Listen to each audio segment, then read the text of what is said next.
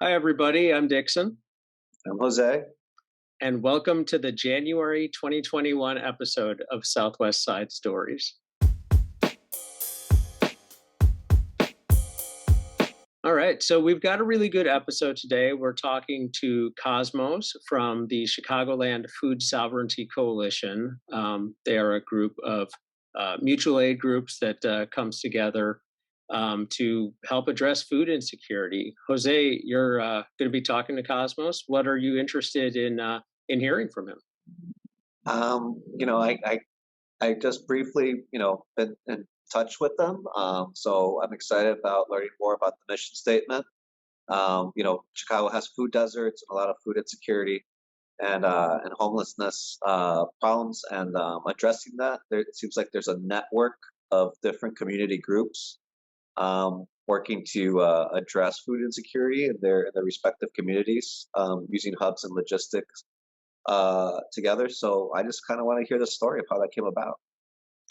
Yeah, and it's interesting because we think about the time that we're in, both large scale in terms of the pandemic, but also it will be January when this episode releases, and food insecurity I feel like is an issue that really kind of comes to the forefront during the holidays. Like people think about it a lot during Thanksgiving and Christmas, and it's just there's a lot of public attention on food insecurity, and then that public attention sort of recedes once we get into the new year. But we've still got a few months of winter to go, and food insecurity is an issue that's important year round. So definitely interested in hearing about how they address this 365 days a year. Definitely. And I'm really excited that this is our January episode because, like you said, after the holidays, this is an issue that's forgotten about. And in my experience living in this part of Chicago for a good part of my life, it seems like the winter has an effect on, spikes in crime once the warm weather comes. It comes because we leave so many people in our communities destitute and, at the mercy of the elements and struggling just to feed themselves. So people at the grassroots level working, together to try to address this with a safety net through mutual aid normalizes that expectation in our community. So I'm really excited about this interview and about learning how this came about and how it could continue to be scaled up.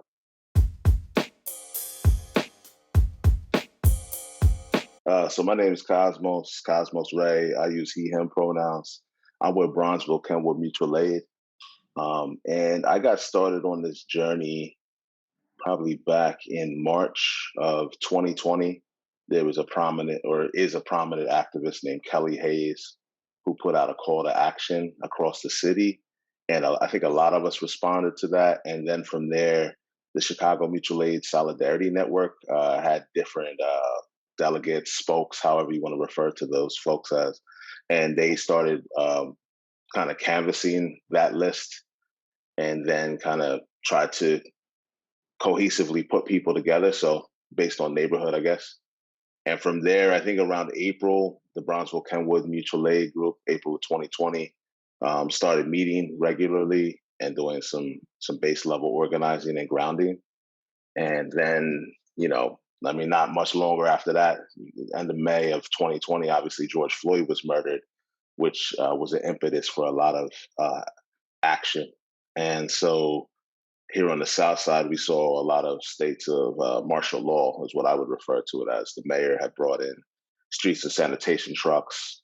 There were a lot of boarded up pharmacies and grocery stores, which really affected our seniors and our youth. CPS had suspended its lunch program for a few days during that time. The mayor also asked the governor to bring in the National Guard downtown.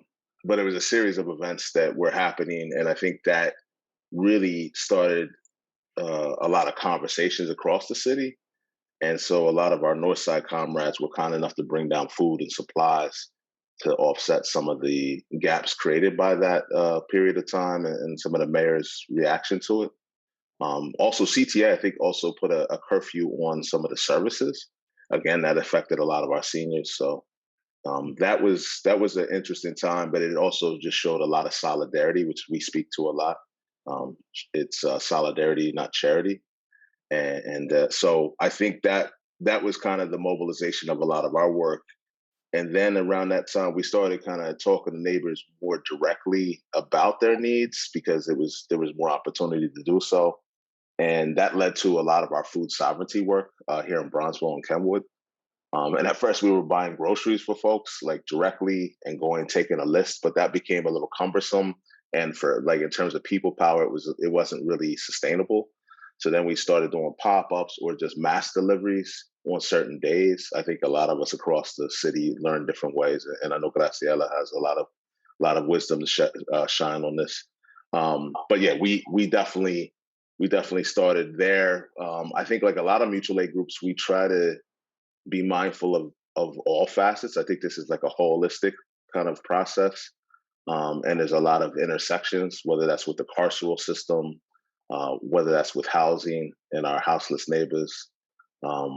There's also, what else? I guess just the public health crisis itself, right? I mean, while we might not be leaning into advising folks, we are trying to get PPE, make sure they're safe, maybe offer transportation or in this case, deliveries of food.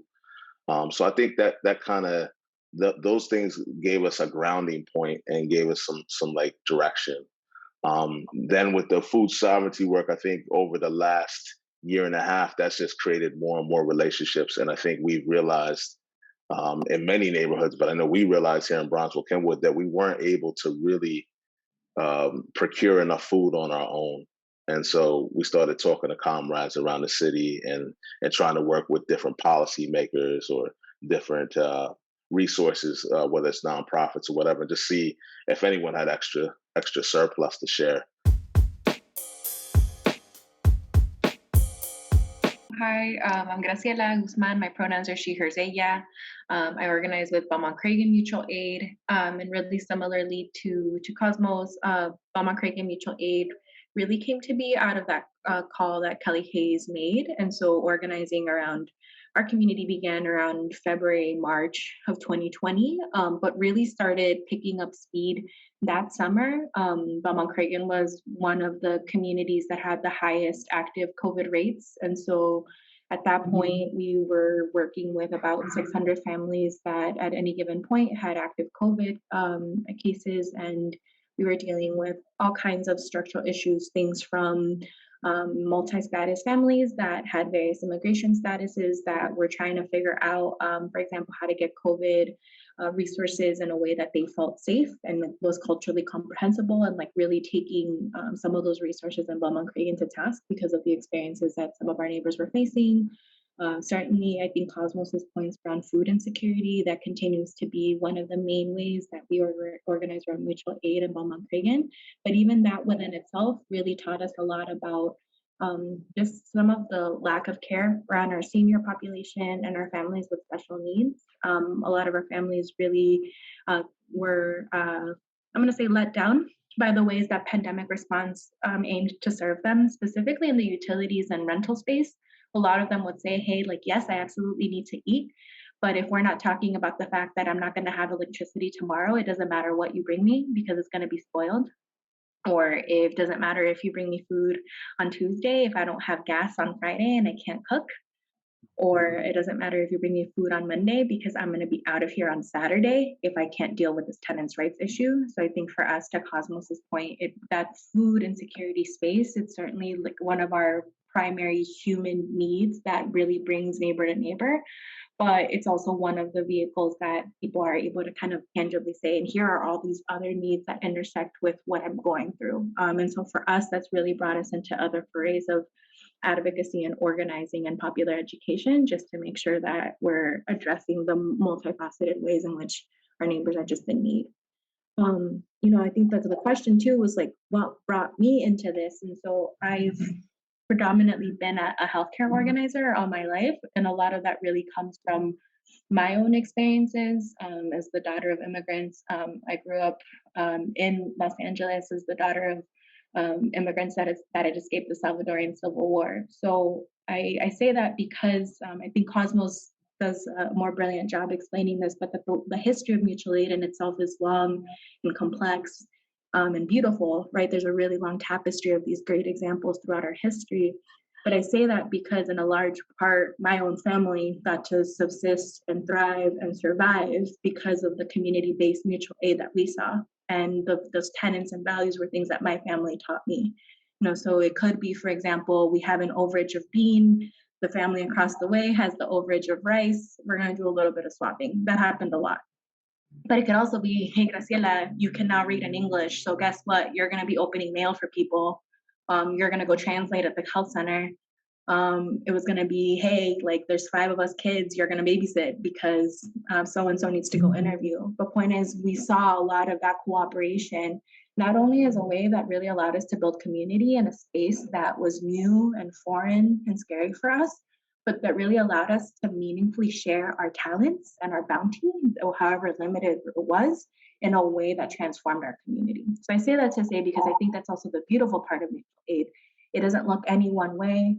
Obviously, like we have a specific love and passion, I think, around food insecurity, because that's right now where our creative juices are going and building. But I think the other beautiful thing about the mutual aid organizing that's happening is you're seeing all of these other sectors of mutual aid that are responding to like needs within this one, but also other community needs. So we can talk about things like Build Squad or Pet Mutual Aid, or what's happening, at the community jails, for example, because at the end of the day, I think we're all from our individual vantage points and creativity, seeing all of these issues and saying, how can we creatively come to a solution that is centered in community and that shares our gift in the way that we were meant to.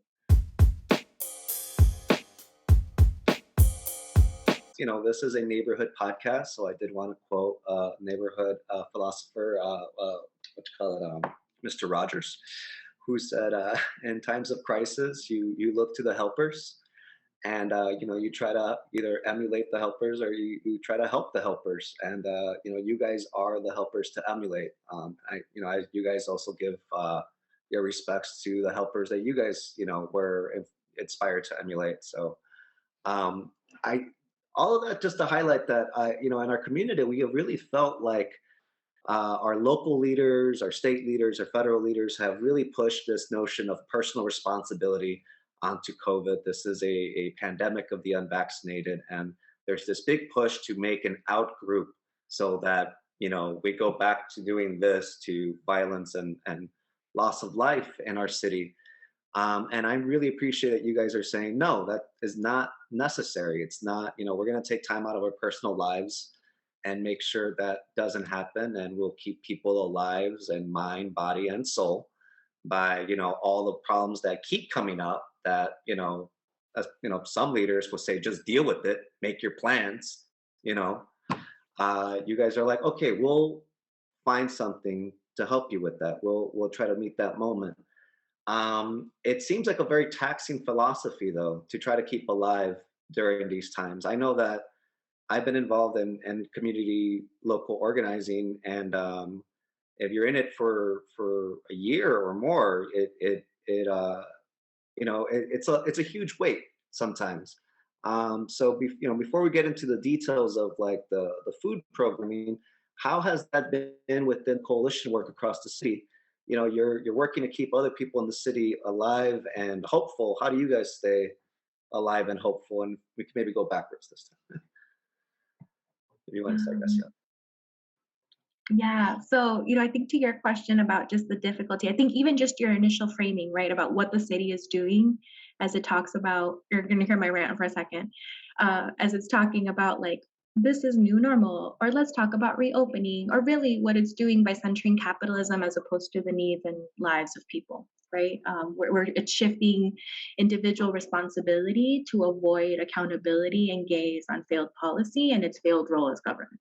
And I say that as a really important framing because I think for us, mutual aid at its core, yes, it's relational, it's community, it's absolutely serving needs that we identify and that we think we can creatively solve, but it's also an act of resistance in itself. We're saying we're lives that deserve to live. We deserve to live complete lives that are in joy, that are healthy, that are fulfilled, that are in community, that have all of the resources that they need.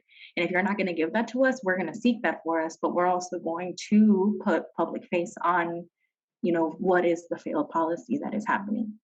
So I say that because I think for us, that act of like speaking truth to power and staying true to ourselves and staying true to strategy is a core of who we are. That's the fire. And I think if we lose that, we lose sight of why it is that we exist in the way that we exist. Because otherwise, we would just be kind of like unaligned circles out in the universe, doing these individual strategies.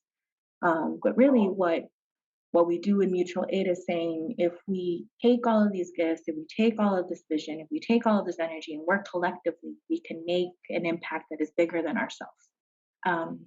And I think that in itself also keeps I know it keeps me going, just the act of being in community with like-minded and people that challenge my vision. The act of getting to stay accountable in a community that at different points, like I'll be tired, but maybe Cosmos won't. And so he'll get to pick me up that day. And then the next day I get to turn around and pick up Cosmos, which happens a lot actually. And thank you, Cosmos. And it feels a lot. I come from a tradition of choral singing where it's perfectly natural for you to like take a breath and you don't even no one in the audience, if you've done it right, gets to hear that I individually, Graciela, have taken a breath, because the choir in itself is still going. It sounds like one collective breath. And I think that's really what it feels like with mutual aid. Individual players are going to be in and out, as it should be, because we're human. We want to honor rest. We want to fight against those structures of capitalism that tell us that it's not okay to take what we need as we're doing what we're doing. But it's not about us individually. It's about the collective. So if our collective health, if we're centering joy, if we're centering each other, we actually can continue kind of like doing this work. I mean, rest itself is kind of an act of resistance in this system.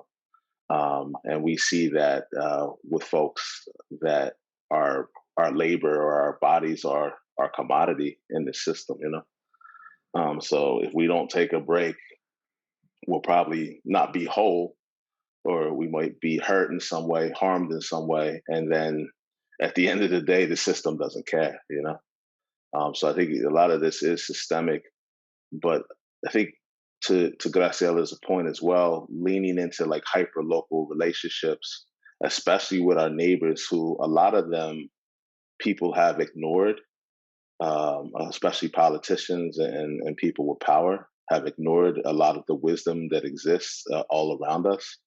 And so I know personally, I've learned a lot from just engaging with some of the neighbors in Bronzeville, especially a lot of the elders, and just some of their experiences and the wisdom that they share. So I think that's inspiring as well, including the comrades that are organizing. And I think it was really cool the way you laid out the roles, Graciela, because I think there's so many gifts in this community that we can really provide for all our needs. And we talk about that a lot.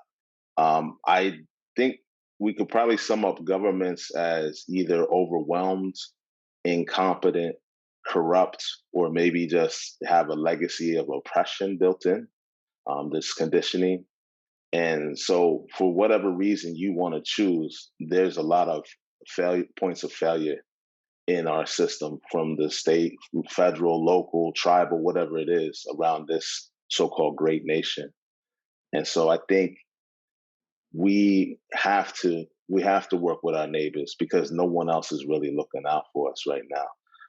When we do our pop-ups, we often talk about, like, we can't count on the older people necessarily. We can't count on the police for sure.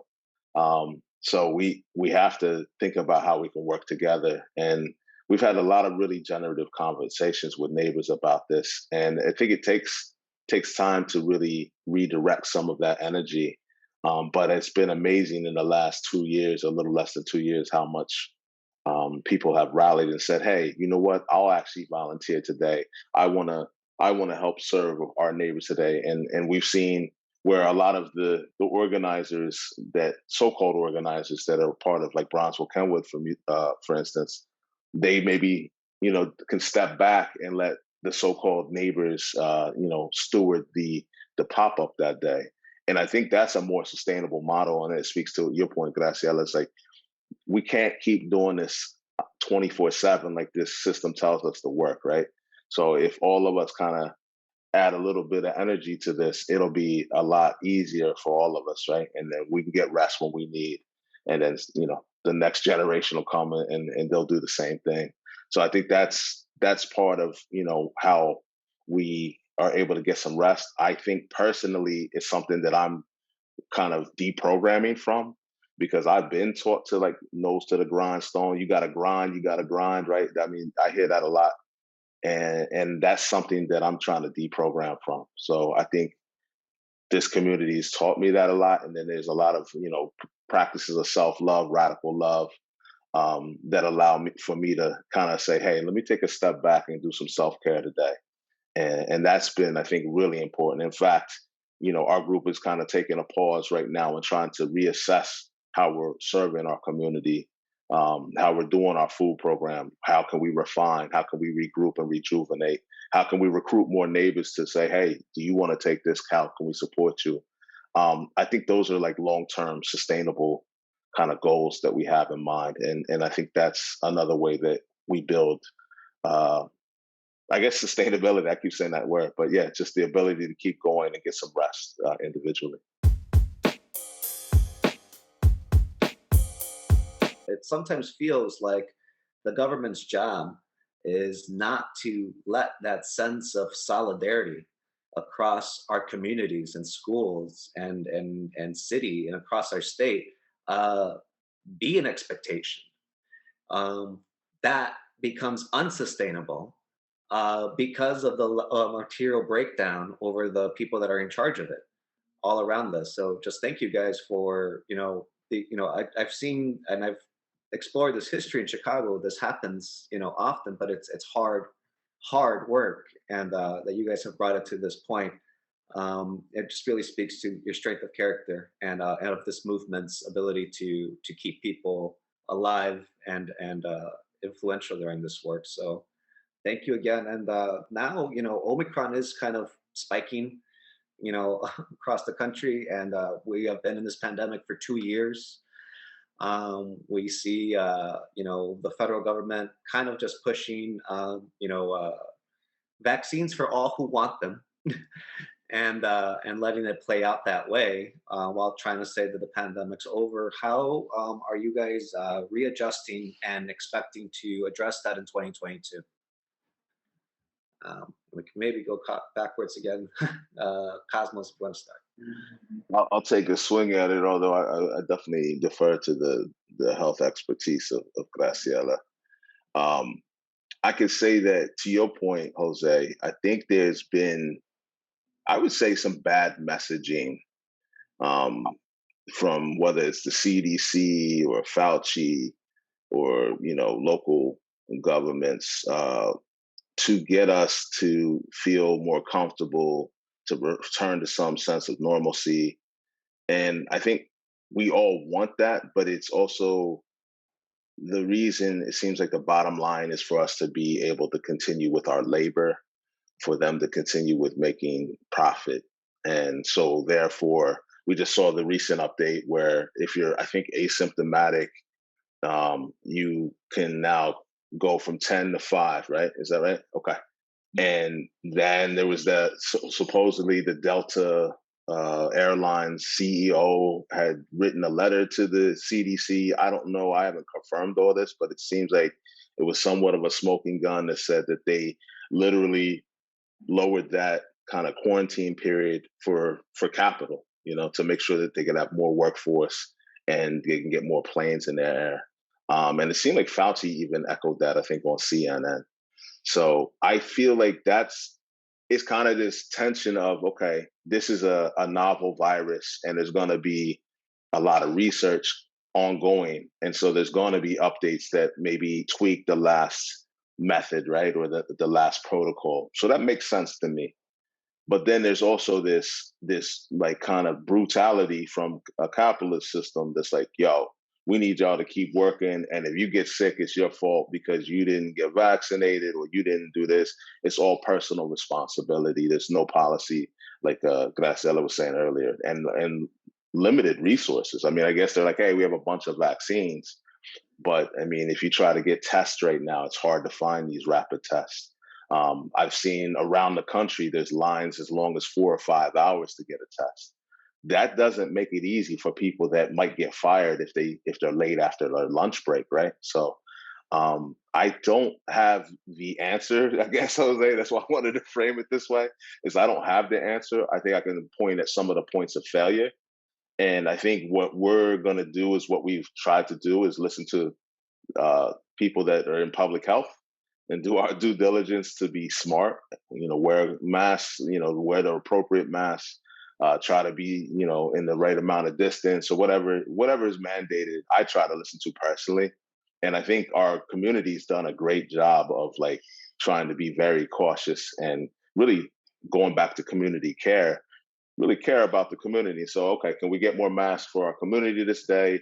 Can we get some things they could take home so they have extra? Get some hand sanitizer, maybe some rapid tests. You know what I mean? Those type of things have been maybe our response to it. But I think ultimately there's a lot of resources, and that's driven by policy that just haven't been made available to most of the communities in Chicago, especially Black and Brown, right? And I think Chicago's had a Democratic mayor since 1931. And so if you look at that from a political perspective, people that get into the one side or the other, they've failed us just as much as the Republicans, but maybe in a more palatable and kind way, because a lot of the neighborhoods look the same as maybe they did, 70 years ago. So I guess I don't have the answer once again, Jose, but looking at the problem, I think we're very much vigilant and earnest about being careful and making sure our community's safe. I'm really glad you brought in the capitalist frame, because it's true. I mean, I think at the end of the day, we're seeing what federal and state is choosing to center. And at the end of the day, it's not the communities and the people that we're working with through our mutual aid work. And so, I think your point about failed policy and individual responsibility is really key, because we have to remember, and I think in our mutual aid work, we continue to talk and engage with families that can't get vaccinated. Folks that because of their disabilities, their, compromised conditions, a variety of reasons, can't become vaccinated. So for us, I think any frame where the state chooses to punish people as opposed to give them the resources that they need, from square one, we're starting off from, right? And so I think we're not in the business of promoting fake ethics or morality that are centered around capitalism, as opposed to the real reasons why people, just can't have what they need, right? So I think that's number one. But I also think as a mutual aid community in Chicago, we've been in preparation for this surge pretty much the entire 2 years that we've been organizing together. We've been working throughout the pandemic. So to Cosmo's point, yes, it's a new variant, but at the same time, I think for us, it's business as usual. Like, we have not slowed down a single day of this pandemic. A lot of institutions and nonprofits have come to us surprised, indignant that we have continued to serve as many people as we work with. They ask questions, they like to poke holes. They're like, we're not seeing as many people, and we just go, hey, don't come to us with that, because that's not what we're seeing. We're seeing the opposite in terms of community need and community relationship and community trust. So for us, I think we've been working at peak capacity this entire time. So, and in a lot of ways, it kind of continues just like the next stride in a very extended ultra marathon. But what I think I am very glad that we've had the foresight to start doing, I think one of the core tenets that as a coalition we've favored and I think really gotten us by has been the radical imagination. I think to constantly say, yes, what we're doing is working for this moment, but probably won't work for the next moment. So how do we scale up amongst ourselves? How do we start building and finding the pieces that we think we're going to need in anticipation of the future moment? How do we really keep our pulse and our hearts and our hands on the ground and with the community to make sure that whatever we build together is community grounded and sound? How do we make sure that we're accountable with each other to make sure that we don't stay complacent? that the solution that we're working on may be easy for us, but isn't the right thing for out there. That's why you're hearing like BKMA and BCMA taking the pauses in December so that we can re-stream and reimagine and come back to the drawing table the right way. But I think for me, like all of those pieces need to be there to make sure that not only are we strong, but we're strong in the right ways and that we're nimble and we're nimble in the ways that we want to be. But more importantly, I think that we stay creative because I think the moment we lose that ability of ourselves to continue to work in iteration with each other, we really lose like the special sauce that makes us different than any other entity that could be doing this work out there. Like the sheer humanity of us that says, hey, like I think there's another way to reimagine this world. And if we connect and if we work together, we can reimagine it and create it together. So to come back with the variant, yes, it's about the variant, but I think in a lot of ways in our coalition, like we really see it as an extension of what we've already been doing because in a lot of ways this we know this work will continue hopefully after the pandemic is over. We were not going away. We existed before, we'll exist after it. So our strategies, our thinking, how we engage with each other, how we engage with this work also can't be pandemic specific.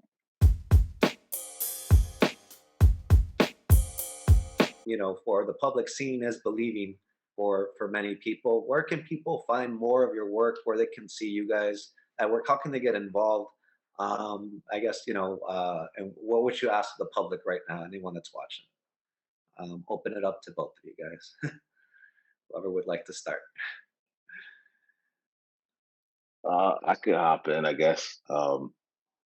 Yeah, I think in general, I personally encourage people to check with your local neighborhood and if possible, get to know the neighbors, you know, down the hall if you're in a building, uh, or if you're in a house across the street or next door.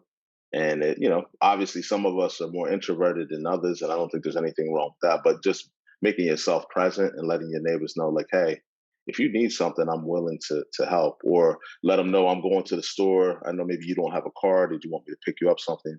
I think those are little steps. I think to your maybe larger question around the coalition, the Chicagoland Food Sovereignty Coalition. Um, I wanted to make sure to highlight the individual kind of autonomous mutual aid groups. I mean, we won't list them all here today, but that is maybe part of the special sauce that Graciela was speaking to. And that's made up of neighbors in each of these communities. And then working in coalition to build consensus and trust, and then more people power by virtue of those kind of things that is predicated upon those foundational like pieces, then we can really make something happen and reimagine this whole local food system and maybe be an example for other food systems. So to plug in, I would say you start with your neighborhood. If you want to volunteer specifically with like the coalition, because we have needs, especially with people power. We have a volunteer form. You can find that on our website. That allows you to tap in a few ways, whether that's going to do food rescue, which we lean into quite heavily right now. It's a very sustainable way to procure food with little to no capital. Obviously, there's transportation and maybe rental expenses for storage. That's something that we're always working to solve. And I'll let Graciela speak more to this, but there's a new hub that's opening on the Northwest side. So we could use some funding for that. In general, we can use funding for some of these expenses because we're trying to get more food rescue hubs across the city. The more regions we have, the more people power we can probably rally, because then it's closer in proximity to local neighborhoods. It also then gives more access to local neighbors. And so it has a multiplicative effect of goodness, I think. So I think those are ways that people can plug in. You go volunteer on the back end. We need more social media help. In some ways, I feel like we've kind of built and moved along without really advertising or taking stock of what we've done, because I think that's a lot of this is responding to emerging and critical needs. So in that vein, we haven't like sat down and said, this is the quantitative like impact, right? I think we look more qualitatively. But on that note, we could use a little more help, maybe to your point, Jose, of getting the word out a little bit more. And through our social media, we can use some love there. And I think maybe through other outlets of allies and people that are in adjacent kind of sectors. Because I think ultimately this food system is broken, just like a lot of the things we're speaking of here. The healthcare system is also broken or meant to be this way, and thus this pandemic is exacerbated by that. The food system's broken, so thus the pandemic exacerbates that, right? I think this is something we should be very clear about. I think right now we're in the presence of just like trying to create some stability for the mutual aid community in any ways that we can. So for the last year and a half, that's meant different kinds of hubs. So where we've been able to work with developers, community locations to be able to hub mutual aids out of a location so that we can have like refrigerators and mass freezers. And that changes our ability now all of a sudden. I'm not talking about 13 home style fridges. All of a sudden I have 1,000 square feet of cold refrigeration, which now means that all of the mutual aids in Chicagoland can have the food that they need if we can get it there, and we can keep it safe, and we can keep it cold, and we can healthy, right? So it's allowing us to scale up in the ways that our communities are telling us that they need us to. But the way that we're doing that, we're not going to corporations, we're not going to other bigger structures. We're definitely leaning in alignment with our values in terms of how we're doing this one-on-one money sourcing. So pretty much right now, it's been done through donations from the mutual aid community and one-on-one individual donations from the community. And that's been a pretty tight and core tenet of ours. So I say that to say most of our donations right now for the campaign that we have for 108,000 for a 3-year hub have been, under $100. Really, we're cobbling together, and we're pretty close. We're about 7,000 short of 108,000. So we're making one final push through the end of the year just to see how close we can get. But I say that to say that I think to the point of holding ourselves accountable, we like to build structures that we know might not need to exist this way in the future. So at the same time that we're talking about a hub and why it is that we need it in the future, we're also holding ourselves accountable for its dissolution in the future as we think about what that'll mean and what we hopefully don't need it for anymore. So anyway, I'll leave it at that and just say, if folks want to give, you can give at bit.ly /new home in 2021, all together, all lowercase. Awesome. We'll be sure to include our links in our YouTube page. And when we put this out, I live in a clearing, which is right on the outskirts, like right on the border of Chicago. Where Southwest Collective is very active in Garfield Ridge. I work in Archer Heights. And we definitely hope to be pushing our community members to your hub work. So thank you both again, Cosmos and Graciela, for the work that you guys are doing. I hope that we can have you on again in the future. All right. I thought that was a really good interview with Cosmos and Graciela. Thank you, Jose, for doing that. And for anybody who may remember, the Chicagoland Food Sovereignty Coalition was instrumental in working with the Southwest Collective for the Farmers to Families program, which distributed boxes of food throughout the summer of 2020. We did food drives on a weekly basis at the United Credit Union parking lot in Archer Heights, and a lot of people received food that way throughout 2020 when it was very sorely needed, especially during the early days of the pandemic. And that was all through the Chicagoland Food Sovereignty Coalition. So definitely thank you to them. And the work continues. So Jose, what were some of the main takeaways for you from this interview?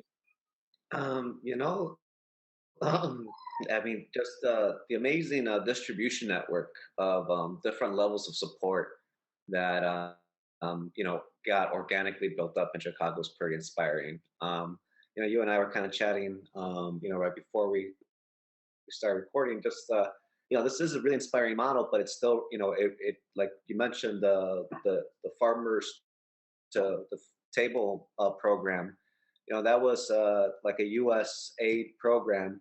So that pipeline of resources still needs to come in from somewhere. But people on the ground are doing the best they can to build a sustainable distribution network. You know, uh, During times of COVID right now, to get a rapid test, there's a lot of different sites on different corners. Using our public resources, even if it's not fully staffed, but a group of volunteers like this, I think has been the more communities that have had this have had the more uh, the better energy to keep moving forward, and grappling with the pandemic as it changes the discourse in our lives. So, it's a model I hope that can be scaled up, and this is a group that I hope that we can check in with again, maybe this summer to see how they've changed along with the pandemic. Yeah, there are definitely some systemic issues at play, like you said, and like like Cosmos and Graciela were saying during the interview. I mean, I remember when we were doing the food drives at the credit union parking lot in Archer Heights. You couldn't help but notice that um, on on one side of Pulaski, we were within walking distance of three grocery stores. Like there was an Aldi, there was the Pete's Fresh Market, and there was a Target across the street that had groceries as well. But meanwhile, on the other side of Pulaski, there is a line of cars going all the way back 4 blocks that is lined up waiting for food, and also there are workers at some of the aforementioned grocery stores that were taking advantage of that as well. So it just goes to show you that, like, yes, there is food available. There are neighborhoods certainly where there are no grocery stores, but the fact that you had both of those things going on at the same time within such close proximity to each other, it really just kind of indicates that there are some deeper systemic issues at play. Yeah, definitely. It's great, that we have people that are stepping up to make sure that those that have less or have the most, concerns, get those concerns met. But if the U.S. Postal Service, okay, I had been delivering boxes of groceries with masks and COVID literature. If a distribution service like that had been available, I think there'd be a lot more trust, in our communities to take care of one another. You know, as always, it's kind of left up to the best devices of the most charitable people. But I did take away from the interview that they preempted that by taking care of one each other to keep this work sustainable, because it is all volunteer driven. So it is inspiring to see a network that takes that human cost that capitalism puts down on such distribution networks from even being sustained. Our postal service is an example. Yeah, yeah, it's true. I think it's a good model. It's hyper local. It's based on people knowing the needs in their communities most intimately, and definitely I think a model that hopefully we can use to help direct resources where they're most needed. We just need to get our hands on those resources.